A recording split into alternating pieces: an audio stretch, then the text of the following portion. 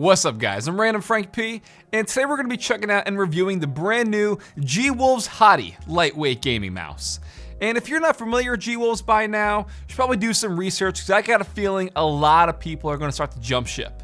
I put this through my usual 2-week testing period, got a lot to say about it, so in this review, we'll talk about it, my experience, the pros and cons, all that good stuff, in case you want to pick up the G-Wolves Hati. So first up, this is their actual retail unit. It's still up for pre-order until September 30th when these get released, but I saw a lot of videos online of the earlier pre-production units, so I wanted to differentiate that this is the actual retail unit, and there are some noticeable changes here. Once you get it all unboxed, you'll notice it comes in this really nice collector's tin can, something that a lot of companies don't really do. And inside the box, they also bundle in an extra paracord, as well as an extra set of mouse feet. Very generous. So first up, right away, you're gonna notice that this still follows the new trend of having the holes into the actual shell to cut down on that weight. But you also probably notice in terms of the shape, this looks nearly identical to a very popular gaming mouse that's already out there, the Logitech G Pro Wireless.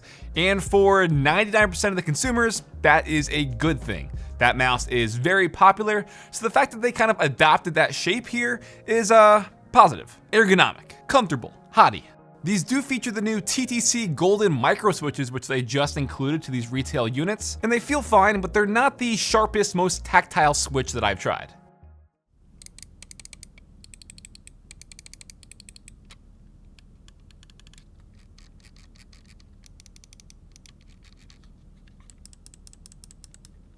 The forward and backward side buttons are on the left side, so it's not symmetrical to say, but it is still an ergonomic mouse. We do have 6 buttons in total with the left and right click, the scroll wheel, which does have very precise steps when you're scrolling, the DPI shifting button, and that forward and backward on the left side.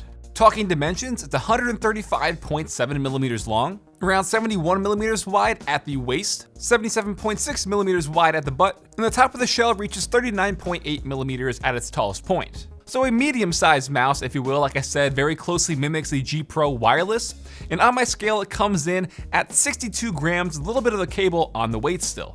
Now with that said, comparing it to something like the Model O here, still very similar in terms of the shape and the contour and stuff, but the biggest difference here, which I prefer, is there's more of a drastic bump towards the DPI shifting button, as opposed to on the Model O, where the more drastic bump here comes at the absolute top of the mouse. So for me and my hand size, this feels really, really good for my fingertip grip.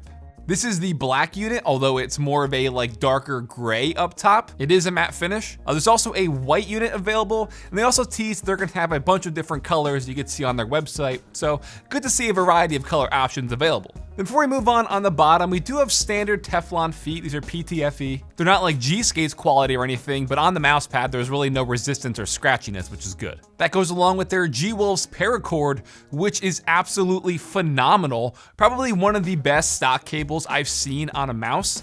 So no fancy name for it, just the G-Wolves paracord. And the sensor inside is the PMW3360. This is actually different from their plans to use the 3389 sensor, but with this trusted sensor, again, no complaints on my end. It's from 200 to 16,000 DPI, and odds are you probably used the sensor before.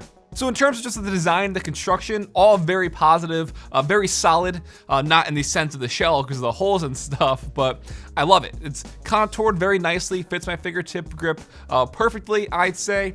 62 grams, hard to complain at all with that weight. And it's a simple looking mouse. The dark kind of gray I think looks nice, even though there are different colors available. Minor little G-Wolves logo right up the top of the scroll wheel. No RGB also, so they're keeping it simple, keeping it at its core a great lightweight mouse. Moving right along to my experience with gaming with this mouse, it has been absolutely awesome. Like I've said before in previous reviews of lightweight gaming mice, I do feel kind of a bit spoiled and jaded at this point because it didn't feel groundbreaking to me, but the adjustment was flawless. There was really no time down, if you will, from using other mice like the Model O, Model O Minus, and most recently the Ultralight 2. But this being a more medium-sized mouse that is bigger than those smaller lightweight mice, I prefer this 100%. I said in the Model O Minus and Ultralight 2 that those mice were too small for me. So for this felt fantastic in my hand. This was tested at 600 DPI on their Thor mousepad, which feels really, really nice. Again, kind of complements these feet, even though they're not super quick or anything. It felt really nice and smooth on the surface. But just the biggest thing that I noticed that I talked about a minute ago was this G-Wolves paracord. It's very tightly braided, but it doesn't kink up, it doesn't bunch up. It is extremely flexible, which is just great to see stock out of the box. You don't have to paracord this if you don't want. Even though they include a separate extra cable inside the box for you, there really is no need to go out and buy a different paracord to swap this out. Maybe if you want to, for aesthetic reasons, you can, but it doesn't need it, which is awesome. There's also software for the Hati mouse, which again, you can go in, change the DPI, liftoff distance, the pulling rate. There are 7 different steps to the DPI stages, which you could, cycle between and set, but nothing too crazy, nothing too fancy here to write home about. It's a type of software where you can set it and forget it. And all this comes down to just around $67, I believe is what it was for on the X-Ray Pad site, which is, out of a kind of a medium spot in the market. Obviously with the Model O and Model O minus at 50, there's that kind of bottom point.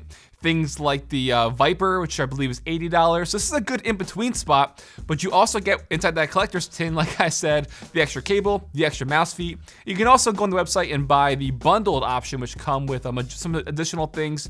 You can get it bundled with a mouse pad and stuff. So I think it's a very fair price for a very solid overall mouse. There's really not a lot to complain about at all. I felt great when gaming with it.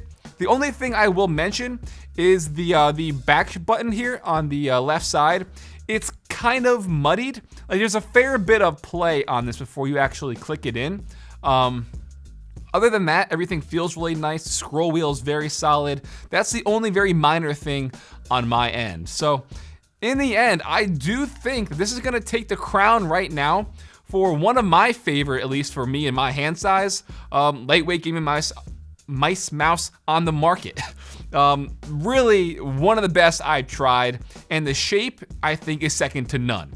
And in the end, when you're trying to find a mouse that's best for you and your hand size, shape is most important. And this checks off all the boxes for me. And guys, that'll wrap it up for my review of the G-Wolves Hati. Hope you enjoyed. If you want to check it out, I'll put a link for you in the description down below, as well as links to check out my Twitter, Instagram, all that good stuff. If you like this review, give it a big thumbs up. And lastly, if you haven't already, hit that subscribe button. I hope you enjoyed. Have a good day.